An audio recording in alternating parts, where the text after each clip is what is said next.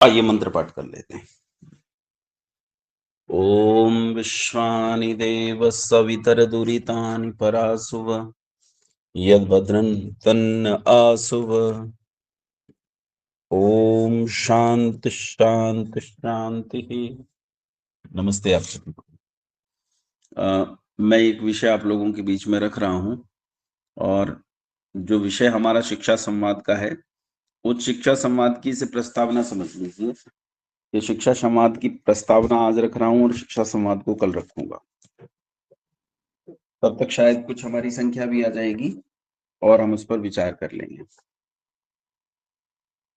मित्रों, एक बड़ी चीज है कि भारत में जब शिक्षा पर काम किया अंग्रेजों ने, मुसलमानों ने, बहुत लोगों ने काम किया, और जब इसके बाद जब हम आजाद भारत की तरफ बढ़ते हैं, ये मुझे पता नहीं है अभी भारत आजाद है कि नहीं है, मैं ठीक से कह नहीं सकता, क्योंकि 15 अगस्त 1947 में देश को डोमिनियन स्टेट का दर्जा मिला था, इंडिपेंडेंट देश का नहीं मिला था। देश इंडिपेंडेंट नहीं हुआ था, बल्कि देश डोमिनियन स्टेट बना था। डोमिनियन स्टेट का मतलब होता है किसी अन्य सत्ता के अंतर्गत चलने वाला देश, किसी के डोमिनेंस में चलने वाला देश। तो डोमिनेंस हम उस समय थे। अब कब मुक्त हुए, कब हम स्वतंत्र हुए, आजाद हुए, अभी हम एक स्वयंभू राष्ट्र हैं और किस तरह बढ़ रहे हैं, किस तरह नहीं, या आने वाले अगले विषयों का विषय है, इसलिए उन पर तो हम नहीं जाएंगे अभी। अभी हम आज चर्चा करेंगे थोड़ी सी कि हमारा जो इतिहास है उस इतिहास की दशा क्या है, हमारे इतिहास की स्थिति क्या है, उस पर चर्चा करेंगे ताकि हम शिक्षा पर चर्चा कर सकें इसके बाद से। तो 1801 से कहानी शुरू होती है। मुसलमानों ने तलवार के बल पर जब 600 साल से ज्यादा समय तक इस देश को लूट लिया और पूरी तरह बर्बाद कर दिया, उसके बाद ईसाई लोगों ने इस देश में 15वीं शताब्दी में प्रवेश पाया। मतलब 15वीं शताब्दी का उत्तरार्ध चल रहा था जब अंग्रेज भारत में आए, लेकिन उस समय मुसलमान यहाँ बहुत ताकतवर स्थिति में थे। इसलिए ईसाइयों को, पुर्तगालियों को, फ्रांसीसियों को अपने पैर जमाने में यहाँ थोड़ा समय लगा। अब उन्हें फ्रांसीसी कहो, पुर्तगाली कहो या अंग्रेज कहो, बात एक ही है, तीनों ईसाई। तो बेसिकली पहले मुसलमान आए थे, फिर ईसाई आए। और ईसाइयों का इस देश में जब आगमन हुआ तो ईसाइयों के इस देश में आगमन के अपने उद्देश्य थे, अपने कारण थे। ईसाइयों के भारत में आगमन के जो कारण थे, उनमें से 3 कारण प्रमुख हैं। जो लोग कॉपी पेन ले रहे हैं वो इन चीजों को नोट भी करते चलेंगे।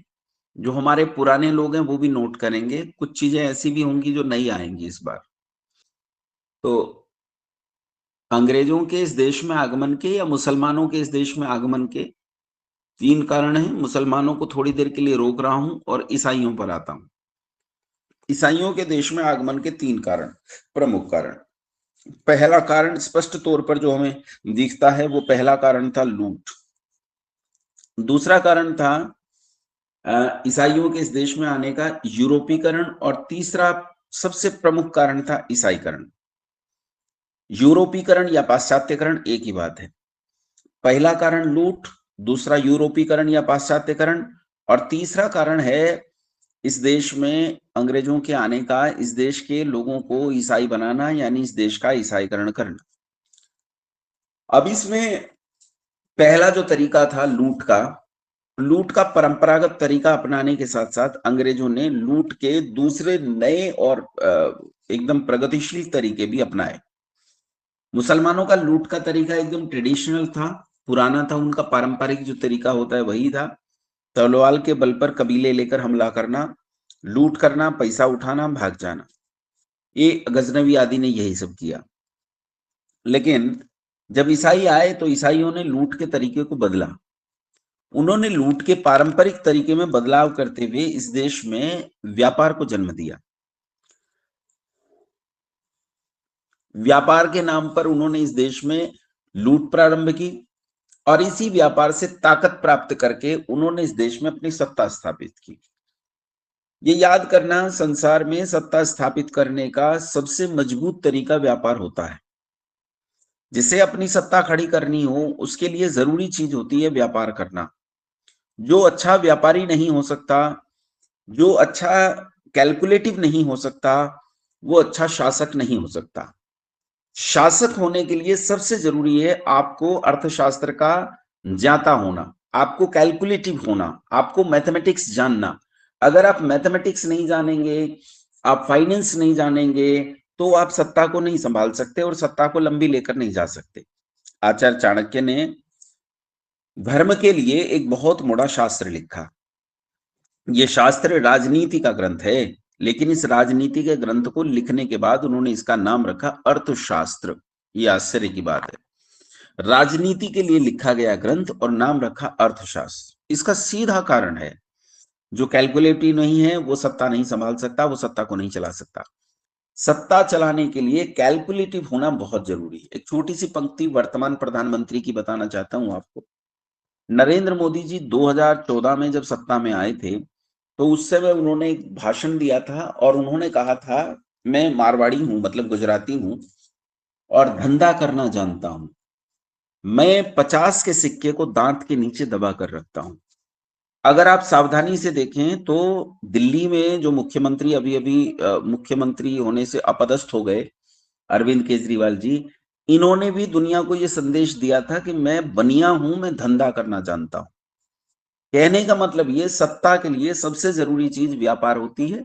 सत्ता के लिए सबसे जरूरी चीज होती है आपका मैथमेटिक्स कितना मजबूत है। सत्ता के लिए सबसे जरूरी चीज होती है आपका कैलकुलेशन कितना पक्का है। आपका कैलकुलेशन पक्का नहीं है, आप मात खाओगे, आप नुकसान उठाओगे। आपको कैलकुलेटिव होना पड़ेगा, कैलकुलेटिव हुए आप सत्ता बना पाओगे। जब यहूदियों का शासन पूरी दुनिया से मिट गया, तो यहूदियों ने अमेरिका में जाकर सत्ता प्राप्त करने का प्रयास नहीं किया, उन्होंने व्यापार किया। यहूदियों ने अपने व्यापार को इतना बढ़ाया कि अमेरिका की इकोनॉमी में सबसे बड़ा भाग यहूदियों का हो गया। और इतना बड़ा भाग हो गया कि एक समय अमेरिका की पूरी इकोनॉमी यहूदियों पर आधारित थी। आज भी मार्क जुकरबर्ग और जितने भी ये बड़े बड़े वहां अमीर हैं, जो अमेरिका के सबसे बड़े अमीरों की श्रेणी में आते हैं, सब यहूदी लोग हैं। बाद में इन्होंने इसी व्यापार के आधार पर अपना एक संगठन बनाया जिसका नाम इल्यूमिनाती है।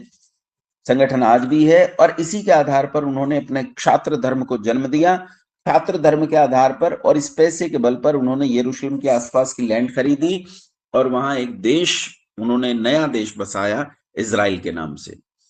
ये हम ये कह सकते हैं, ये आधुनिक काल में श्री कृष्ण जैसा पुरुषार्थ है। जैसे भगवान श्री कृष्ण ने द्वारका की स्थापना की थी, एक नई नगरी बसाई थी द्वारका, बिल्कुल वैसा ही काम यहूदियों ने किया। वो बात अलग है कि दूसरों के पुरुषार्थ को हम लोग उतने सम्मान की दृष्टि से नहीं देखते जितने पुरुषार्थ को अपने पुरखों या अपने पुरुषार्थ की को उतने सम्मान की दृष्टि से देखते हैं। धन, व्यापार, कैलकुलेशन, ये व्यापार के लिए बहुत जरूरी है। अंग्रेज जब इस देश में आए, तो अंग्रेजों ने इस देश में आकर व्यापार करना शुरू किया। इसी व्यापार के बल पर उन्होंने इस देश में जो जब इस देश में आए, आपके याद होगा पहला शिक्षा, पहले लेवल का आखिरी दिन, मैंने जब सिद्धि की थी कि इस देश का नाम क्या है, तो उस देश का नाम की सिद्धि करते हुए मैंने इंडिया शब्द का खंडन किया था। और इंडिया शब्द का खंडन करते हुए मैंने बताया था कि पहले पहल उन्होंने इस देश का नाम ईस्ट इंडिया रखा था। वो जहां भी गुलाम बनाते थे, उस गुलाम जगह को या उन गुलाम लोगों को इंडियन, और उस जगह को इंडिया कह देते थे। इसलिए ये वेस्ट का नहीं, ईस्ट का इंडिया था, इसलिए उन्होंने इसे ईस्ट इंडिया कहा और यहाँ कंपनी की स्थापना की, east India. East India company देखते देखते एक व्यापार का बहुत बड़ा संगठन बन गई और ईस्ट इंडिया कंपनी ने बाकायदा अपनी सेना रखना शुरू कर दिया। शनई शनई ईस्ट इंडिया कंपनी की सेना इतनी ताकतवर हो गई कि अनेक रियासतों से ज्यादा ताकतवर सेना ईस्ट इंडिया कंपनी के पास थी। ईस्ट इंडिया कंपनी की सेना में भारतीय लोग ही शामिल थे। ये भी स्मरण रहना चाहिए, ये अच्छे से याद रहे कि पैसे से क्या क्या खरीदा जा सकता है, धन क्या क्या खरीद सकता है। छात्र बल को उन्होंने धन से खरीद लिया और उसी छात्र बल के आधार पर उन्होंने भारत की रियासतों पर हमला किया और भारत की रियासतों पर कब्जा करना शुरू किया। धीरे धीरे बड़े बड़े राज्यों को उन्होंने पैसा देना शुरू किया उधार, वो उधार में फंसते गए, जैसे बड़े देश आजकल भी करते हैं, अमेरिका करता है, चाइना करता है। ये बहुत बड़ा पैसा देते हैं और पैसे के बल पर वहां की जमीनों को कब्जाते हैं, जैसे पाकिस्तान के साथ इस समय चाइना कर रहा है। वो पूरी जियो पॉलिटिक्स में चलता है, पूरी दुनिया भर की जो पॉलिटिक्स होती है उसमें चलता है। उसी तरह से ईस्ट इंडिया कंपनी ने इस देश की रियासतों पर कब्जा करना शुरू किया और कब्जा करके उन्होंने एक बड़ी सल्तनत इस देश में खड़ी कर दी और अंग्रेजों, वो माफ करना, मुसलमानों और हिंदुओं के पैरेलल सत्ता उन्होंने खड़ी कर दी।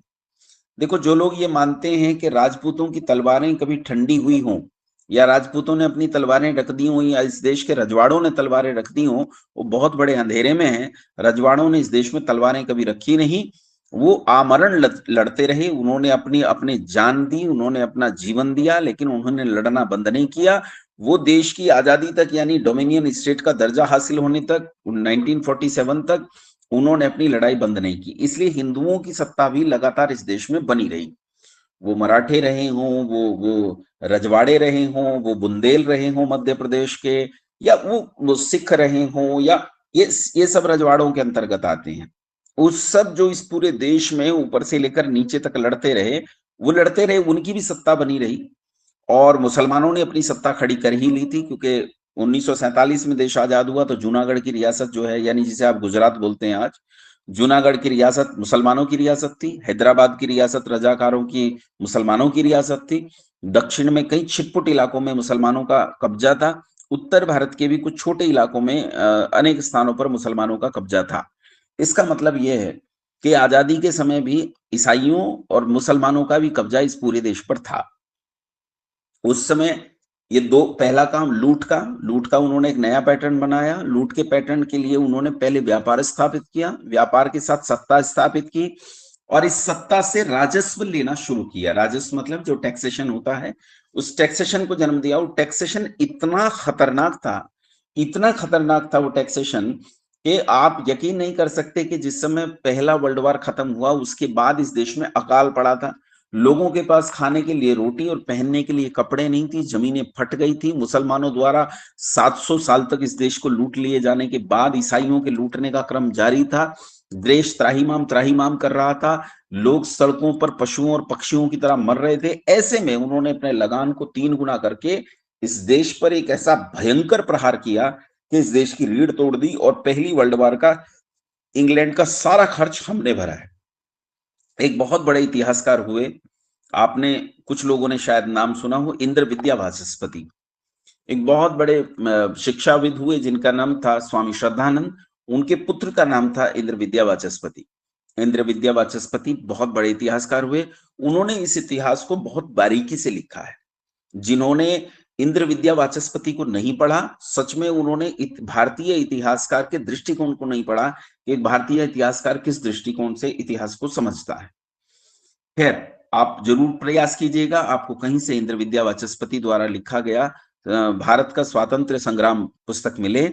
उस पुस्तक में आप उस भारतीय इतिहास को जरूर पढ़ने का प्रयास करें। मैं आपसे एक निवेदन और करना चाहूंगा कि जब मैं आप कोई विषय लेता हूं तो उसमें बहुत सारी पुस्तकों का जिक्र करता हूं। आप उन पुस्तकों को जरूर खरीद कर पढ़ें। याद रखें, पुस्तकें मांग कर, उधार से या चोरी से नहीं पढ़नी चाहिए। पुस्तकें हमेशा खरीद कर पढ़नी चाहिए। हो सकता है खरीदने में आपको थोड़ा धन खर्च हो, लेकिन पुस्तकें खरीदने से पुस्तक छापने वालों को प्रोत्साहन मिलता है। तो इंद्र विद्या वाचस्पति जो हैं, वो इंद्र विद्या वाचस्पति का लिखे हुए इतिहास में आपको पहले वर्ल्ड वॉर के बाद भारत को कैसे चूसा गया अंग्रेजों के द्वारा, वो आपको अच्छे से मिलेगा। ये तो लूट का पैटर्न था, राजस्व और व्यापार के नाम पर एकदम ट्रेडिशनल तरीके से अलग हटकर, परंपरागत तरीके से हटकर। दूसरा था इस देश में यूरोपीकरण और पाश्चात्यकरण। यूरोपीकरण और पाश्चात्यकरण और तीसरा ईसाईकरण। ये दोनों जो बाद वाले हैं, इन दोनों को बिना लोगों के सांस्कृतिक मनोभाव को बदले नहीं किया जा सकता था। और सांस्कृतिक मनोभाव को बदलने के लिए शिक्षा का बदलना बहुत आवश्यक था। अब शिक्षा को उन्होंने कैसे बदला, ये शिक्षा संवाद में कल मैं आपके बीच में रखूंगा कि शिक्षा में उन्होंने क्या क्या बदला और शिक्षा में क्या परिवर्तन लेकर आए। सामान्यतः लोग ये समझ लेते हैं कि फिजिक्स, केमिस्ट्री, बायोलॉजी, मैथमेटिक्स वो लेकर आए। ऐसा कुछ भी नहीं है। वो जो कुछ लेकर आए शिक्षा में, जो उन्होंने परिवर्तन किया, कल तर्कपूर्ण चर्चा हम करेंगे। आज समझने का प्रयास करते हैं कि उन्होंने शिक्षा में एक बहुत महत्वपूर्ण विषय जिसे इतिहास कैसे हैं, उस इतिहास को कैसे बदला। अब मैं आपसे पूछने लगूं कि भगवान राम जो हैं वो इस देश में कब पैदा हुए, तो आप निश्चय पूर्वक नहीं बता सकते कि भगवान राम कब पैदा हुए। मैं आपसे पूछने लगूं कि भगवान कृष्ण कब पैदा हुए, तो आप निश्चय पूर्वक नहीं बता पाएंगे कि भगवान कृष्ण कब पैदा हुए। या मैं आपसे भारतीय ऐतिहासिक घटनाएं पूछने लगूं, आचार्य चाणक्य के काल की या उससे पहली घटनाएं पूछने लगूं, तो निश्चय पूर्वक ये कह पाना बहुत मुश्किल है। उसका कारण है हमारे यहाँ इतिहास का एक निश्चित और जो कहते हैं कि तिथिबद्ध लेखन कहीं उपलब्ध नहीं है। ऐसा क्यों हुआ कि हमारे यहाँ इतिहास का तिथिबद्ध लेखन उपलब्ध नहीं है? तो इस पर विचार करने की जरूरत है कि जब शिक्षा पर प्रहार करना था अंग्रेजों को, मैं फिर एक बार क्रम दोहराता हूं, लूट के लिए उन्होंने दो चीजों का सहारा लिया, तीन चीजों का सहारा लिया, सीधी लूट, व्यापार और तीसरा सत्ता के बाद राजस्व। इन तीन आधारों पर उन्होंने लूट की, पहला हो गया। अब दूसरा फिर दोहराता हूं, दूसरा और तीसरा, यूरोपीकरण यानी पाश्चात्यकरण, और तीसरा है ईसाईकरण। इन दोनों के लिए संस्कृति को नष्ट करना जरूरी था। संस्कृति को नष्ट करने के लिए शिक्षा को नष्ट करना जरूरी था, और शिक्षा को नष्ट करने के लिए आपके गौरव को नष्ट करना था। उसके लिए इतिहास पर पहला प्रहार करना बहुत जरूरी था। और अंग्रेजों ने 1801 से ये प्रहार करना शुरू किया। 1816 तक ये प्रहार बहुत भयंकर था। 1816 के बाद उन्हें इसमें थोड़ा कम पुरुषार्थ करना पड़ा। 1835 तक आते आते वो इस चीज को खड़ा करने में कामयाब रहे कि उन्होंने एक गलत नैरेटिव खड़ा कर दिया, एकदम गलत नैरेटिव। और वो गलत नैरेटिव हमारे सामने हो गया। हालांकि ये ऑफलाइन विषय है, ऑनलाइन में हो नहीं सकता, क्योंकि प्रैक्टिकली कई चीजें मैं आपको करके दिखा सकता हूं कि नैरेटिव कैसे बदलते हैं।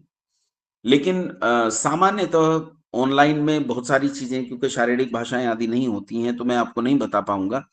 पर कभी जब हम मिलेंगे शिक्षा संवाद में ऑफलाइन, तो उसमें हम चर्चा करेंगे। अभी समझेंगे इतिहास पर उनका पहला कुठाराघात जो 1801 से शुरू किया उन्होंने। वो 1801 से इंग्लैंड की सीनेट में सीनेटर थॉमस बेमिंगटन मैकॉले और उनके नेतृत्व में बनी 7 सदस्यों की सदस्यीय समिति ने किस तरह से इस देश में इंप्लीमेंट करना शुरू किया। आइए हम पहले इतिहास शब्द को समझते हैं कि इतिहास क्या है। इतिहास शब्द में हमारे यहाँ अपने इतिहास शब्द की बात कर रहा हूँ, हिस्ट्री की बात नहीं, इतिहास शब्द की बात कर रहा हूँ। इतिहास शब्द 3 शब्दों से मिलकर बना है, इति, ह, आस। इसका सीधा अर्थ है कि यह जो लिखा गया है या ऊपर जो लिखा गया है वह समाप्त किया जाता है, ये समझ लीजिए। या ऐसा जो लिखा गया है, इतिहास ऐसा जो घटा है, ऐसा जो कहा गया है, इसे कहते हैं इतिहास। तो इतिहास का मतलब है जो घटनाएं घटित हो चुकी हैं, घटित होने के बाद उन घटनाओं को जब हम लिखते हैं स्मरण रखने के लिए, तो उसे इतिहास कहा जाता है। यानी भूतकाल की घटनाओं को ही हम इतिहास के अंतर्गत रखते हैं।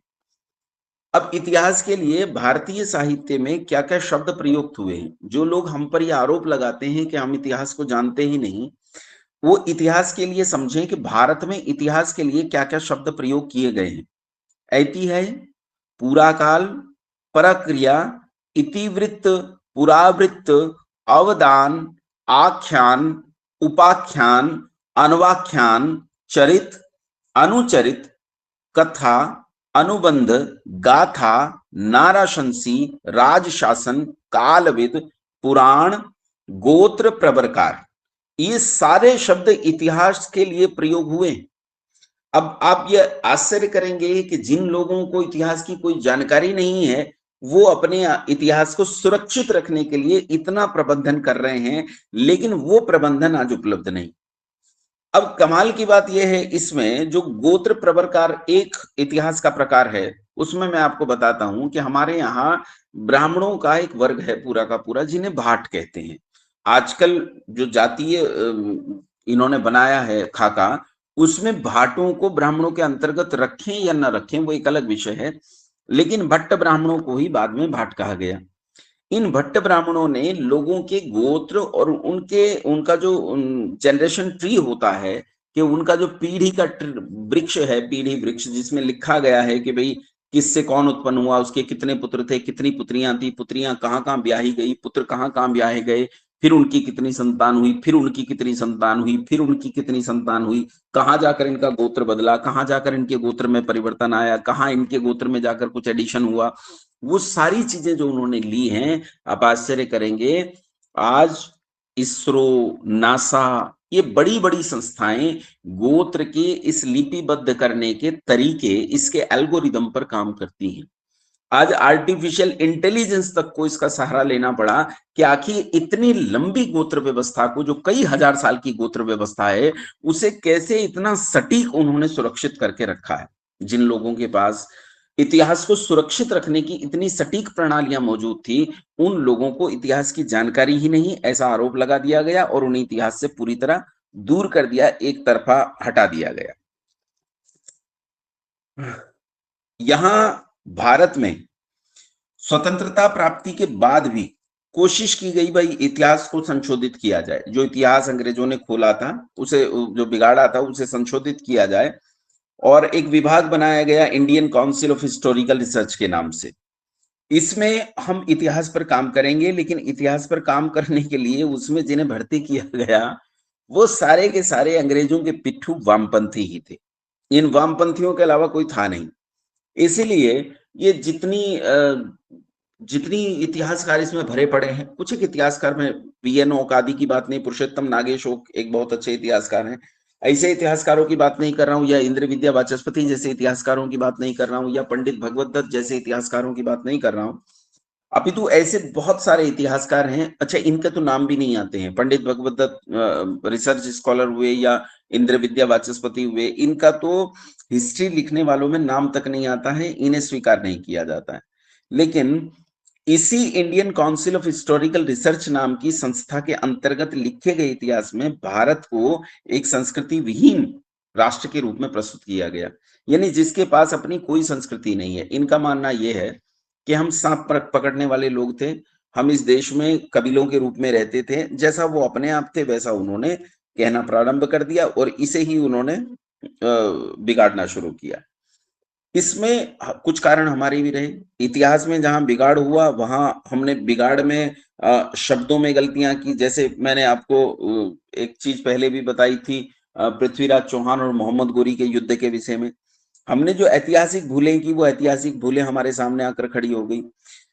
धर्म के लक्षणों की हमने गलत व्याख्या की, धृति क्षमा दमोस्तेयम शौचम इंद्रिय निग्रह धीर विद्या सत्यम क्रोधो दशकम धर्म लक्षणम। यहाँ जो क्षमा शब्द है, क्षमा शब्द का अर्थ माफ करना मान लिया गया, क्षमा शब्द को माफी से जोड़ दिया गया, जिससे भारतीय राजनीति की बहुत बड़ी हानि हुई और भारतीय राजनीति की हानि से इतिहास की हानि हुई। याद रखिएगा, इतिहास वो लिखता है जो जीतता है, जो सत्ता पर काबिज हो वो इतिहास लिखता है, हारे हुए लोग कभी इतिहास नहीं लिखा करते। इसीलिए जब मुसलमान जीते तो उन्होंने अपने हिसाब से इतिहास लिखा, अकबर महान, महाराणा प्रताप कौन है, जब मुसलमान जीते तो उन्होंने अपने हिसाब से इतिहास लिखा, ईमानदार टोपी बुनकर अपना जीवन चलाने वाला औरंगजेब और पहाड़ी चूहा शिवाजी महाराज। ये उनकी तरह का इतिहास था जो उन्होंने अपने हिसाब से लिखा। जब अंग्रेज जीते, सत्ता पर काबिज वो थे, तो उन्होंने अपने हिसाब से इतिहास लिखा है। रॉबर्ट क्लाइव को चतुर कहा गया। एक और वो थे, जो क्या नाम था उनका, जो लॉर्ड मैकाले के समय में गवर्नर थे, मैं नाम भूलता हूं उनका, उन्हें बड़ा उदार समाज सुधारक माना गया। तो ऐसे ऐसे इतिहास उन्होंने बदला और उस इतिहास को बदलने वाली संस्था अपने आप में Indian council of historical research भी स्वयं से इस स्तर पर खड़ी हुई कि उसने अंग्रेजों का पिछलग्गू बनते हुए ही इतिहास में जितनी तोड़ मरोड़ की जा सकती थी उतनी तोड़ मरोड़ की, कि जितना झूठ प्रस्तुत किया जा सकता था उतना झूठ प्रस्तुत किया, जितनी सच्चाई को दबाया जा सकता था उतना सच्चाई को दबाया गया। दूसरी चीज जो इतिहास में बहुत सहायक होती है वो होती है पुरातत्व, यानी खुदाइयां, जैसे सिंधु घाटी की सभ्यता। अब सिंधु घाटी की सभ्यता के बारे में जब हम छोटे थे तो सिंधु घाटी की सभ्यता के बारे में हम अच्छे से सुनते हैं कि सिंधु घाटी की सभ्यता को 2500 साल पुरानी सबसे शुरू में माना गया था। अब ये 2700-2800 साल पुरानी सिंधु घाटी की सभ्यता आज बढ़कर इस समय 9000 साल तक आ गई है और 9000 साल के बाद ये राखी गढ़ी की सभ्यता के अवशेष मिलने के बाद इस सभ्यता को लगभग 19000 साल पुराना माने जाने लगा है। अभी ऐसा संदेह किया जा रहा है कि ये 9000 से लेकर 19000 साल पुरानी हो सकती है। लेकिन पुरातत्व का ज्ञान आदमी पुरातात्विक वही हो सकता है जो इतिहास की भी अच्छी जानकारी रखता हो। जिसका इतिहास से कोई संबंध नहीं है, वो पुरातात्विक नहीं हो सकता। 1944 में अंग्रेजों के शासनकाल में एक रिटायर्ड फौजी को भारत का पुरातत्व महानिदेशक बनाया गया। अब याद रखो 1947 में देश आजाद हुआ और मैं बात कर रहा हूं 1944 की। 1944 में अंग्रेजों के ही शासनकाल में उन्हीं का अपना एक फौजी था जो रिटायर हुआ, उसे पुरातत्व महानिदेशक बनाया गया। और उस फौजी ने जिसे भारतीय संस्कृति से कोई लेना देना नहीं, जो भारतीय संस्कृति का क ख ग घ नहीं जानता, उसने भारतीय मस्तिष्क में एक बीज बो दिया कि पुरातत्व और इतिहास दो अलग अलग अध्ययन के विषय हैं, ये एक विषय नहीं है। दोनों को अलग अलग कर दिया और इन दोनों के आपस में संबंध ही समाप्त कर दिए कि इनका कोई आपसी संबंध नहीं। और इस फौजी द्वारा प्रशिक्षित अनेक ऐसे भारतीय विद्वान खड़े हो गए जो उसे प्रसन्न करने के लिए, उन्नति पाने के लिए, जिनका भारतीय संस्कृति से कोई लेना देना नहीं था, अपने आप को पुरातत्व कहने लगे। और ऐसे पुरातत्ववेत्ताओं ने अपठित को पठित व्यक्तियों की एक लंबी लाइन भारत में तैयार की, जिन लोगों का भारतीय इतिहास और पुरातत्व से कोई लेना देना कभी रहा नहीं। ऐसे लोगों ने ही इस देश में खोद के इतिहास लिखे, यानी यह खोद हुई, ऐसा हुआ, वैसा हुआ, ये सब हुआ।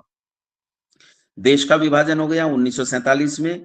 पाकिस्तान बट गया, अलग हो गया हमसे। 1947 के अक्टूबर मास के आरंभ में पुरातत्व निदेशालय जो है, वहां एक महानिदेशक थे डॉक्टर चक्रवर्ती, और वहां उन लोगों ने हड़प्पा सभ्यता के बारे में, जो सिंधु घाटी की हड़प्पा सभ्यता है, उसके बारे में जो खुदाइयां उपस्थित हुई हैं, उन खुदाइयों के बारे में जो कुछ लिखा है, वो इतनी बड़ी बड़ी भूलें हैं कि ये सब कुछ, एक थे पंडित भगवत दत्त रिसर्च स्कॉलर, उनके सामने इन डॉक्टर चक्रवर्ती ने अपनी उन सारी भूलों को स्वीकार किया है, माना है कि हाँ ये बहुत बड़ी भूलें हैं, लेकिन आश्चर्य ये कि उन भूलों में कोई बदलाव कभी किया नहीं गया।